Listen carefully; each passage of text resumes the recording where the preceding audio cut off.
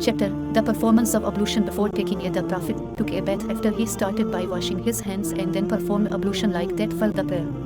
After that he would put his fingers in water and move the roots of his hair with them and then pour 3 handfuls of water over his head and then pour water all over his body.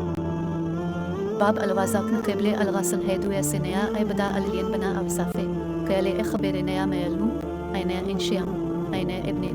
أين أيانشي زوجن ألن وابن صلى الله عليه وسلم إنوي ألن وابن صلى الله عليه وسلم وينن زيا أغتسل من الجنيا بين بديه فغسل إيدين ساموي إتوزويا وميا إتوزويا للسويلين ساموي أدخنلا إسيابنا يافن الميا